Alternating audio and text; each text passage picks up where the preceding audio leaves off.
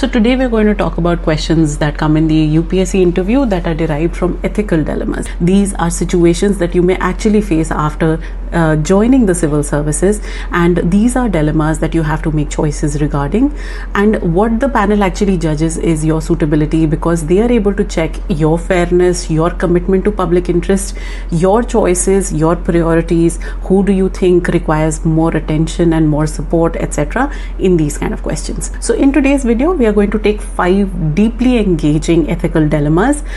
You can pause the video whenever you see the question. You can think about what are your possible answers, how do you think the situation should be handled by you, and then you can go ahead and see our analysis. So the 5 questions that we're going to take today are: first question, what would you do if your decision benefits the majority but harms a vulnerable minority? Second question, how would you respond if you're asked to prioritize a politically influential individual's request over public welfare? Would you bend the rules during an emergency to save lives, even if it means violating protocols? How would you handle a situation if your superior orders you to implement an unethical practice? What would you do if a senior and a respected official in your department is involved in unethical practice? These questions are actually designed to test your values and reasoning as a future administrator. So let's analyze the questions. First question, what would you do if your decision benefits the majority but harms a vulnerable minority? So why such a question is asked? It evaluates how you balance utilitarian outcomes,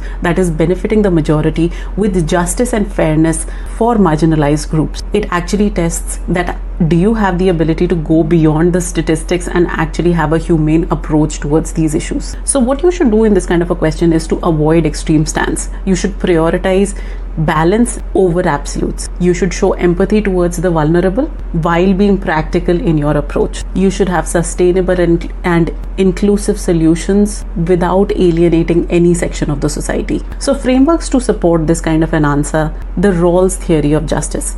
Justice is fairness and prioritize the least advantaged. The second ARC report on ethics in governance recommends participatory decision making and inclusion of vulnerable groups in governance. A possible answer that you can consider for this is that I would approach this decision by first ensuring that I fully understand the nature of the harm to the vulnerable group. While the larger public benefit is important, I would consult the representatives from the affected group to identify ways to mitigate the impact on them. For example, if a developmental project is displacing a minority, I would ensure fair compensation, rehabilitation, and livelihood opportunities to address their concerns. Balancing equity and effectiveness is essential in such scenarios, as governance is about ensuring justice for all. Once you give this kind of an answer, it showcases to the board that you demonstrate empathy for the vulnerable without disregarding the requirements of the majority. It highlights your ability to have purposive action such as compensation and mitigation. Most of all, it showcases that you are an inclusive person, which is extremely important as a civil servant. Question number 2, how would you respond if asked to prioritize a politically influential individual's request over public welfare? This kind of a question actually checks that can you resist undue pressure while maintaining professionalism. It evaluates how would you balance respect and authority while being ethical. So things that you should keep in mind is that you must ensure that you are clearly stating that public welfare cannot be compromised. You can use established procedures and rules to justify your action and avoid personal biases. You have to demonstrate diplomacy in such situations. So frameworks that can help you in formulating such an answer: the conduct rules of government officials, which emphasize impartiality and accountability. The second ARC report advocates insulating decisions from political pressure to maintain integrity. A possible answer in this case can be: I would respectfully inform the influential individual that my decisions must align with established rules and public welfare.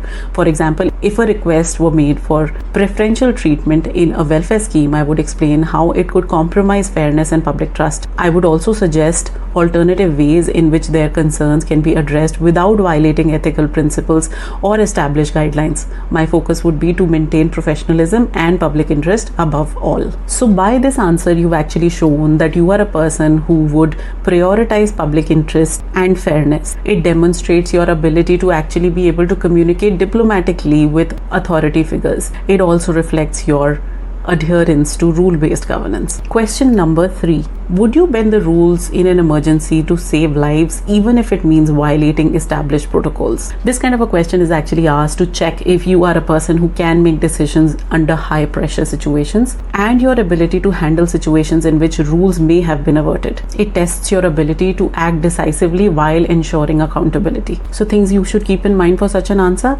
prioritize immediate humanitarian needs while ensuring transparency. You should be a person who can document all the actions taken to be able to justify things at a later stage. You should also emphasize returning to compliance and protocols once the crisis is over. Relevant framework for this kind of a question can be Doctrine of Necessity, which allows exception to rules for the greater good in extraordinary situations. Disaster Management Act 2005 actually gives emergency response actions. A possible answer to this kind of a question can be, in an emergency, saving lives would take precedence over protocol.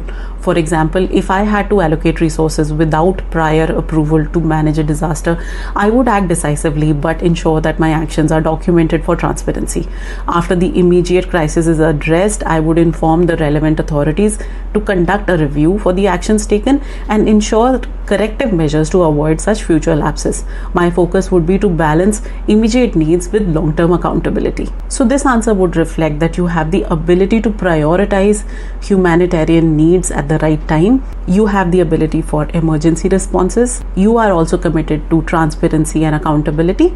At the same time, you are able to balance immediate actions with institutional responsibilities. Question number 4. How would you handle a situation where your superior orders you to implement an unethical practice? Such a question is asked because there will be situations wherein you will have to navigate authority dynamics while uploading ethical practices. It also tests that do you have the ability to diplomatically resist unethical directives. Things that you should keep in mind for such an answer: respect authority while firmly prioritizing ethical considerations, offer alternatives to be able to achieve the same goals ethically, avoiding confrontation, and maintaining professionalism in such situations. So relevant frameworks for this kind of an answer: conduct rules for government officials, which prohibits compliance with unethical directives; second ARC report, which encourages whistleblowing and ethical resistance within institutions. A possible answer in this scenario could be, I would respectfully convey my concerns to my superior, emphasizing how the unethical practices could undermine public trust in long term and could hamper governance. I would suggest alternative solutions to achieve the same objective ethically. If the matter persists, I would escalate it through the appropriate channels while maintaining professionalism. Upholding ethical standards is critical to sustaining public confidence in administration. So herein, by saying all of these things, you have demonstrated balance and respect for hierarchy and ethical frameworks. You have demonstrated problem solving through alternative solutions and reflected your understanding for long-term institutional trust. Question number 5. What would you do if a senior and respected official in your department is involved in unethical practice? This kind of a question tests your courage, your fairness, and your ability in addressing unethical behavior, even if it is from somebody who can directly impact you. Essentials that you should keep in mind for this kind of a question: emphasize fairness and due process while respecting hierarchy, highlight your reliance on institutional mechanisms, focus on maintaining integrity and professionalism. Frameworks that you can use for such an answer: the Whistleblowers Protection Act 2014, which provides safeguards for reporting unethical practices; second ARC recommendation that stresses the importance of addressing ethical violations for institutional integrity. Possible answer in this scenario can be, if I discover unethical practices by a senior officer, I would ensure that the matter is addressed transparently and fairly. While respecting their position, I would report the same through appropriate institutional mechanisms, ensuring that due process is followed.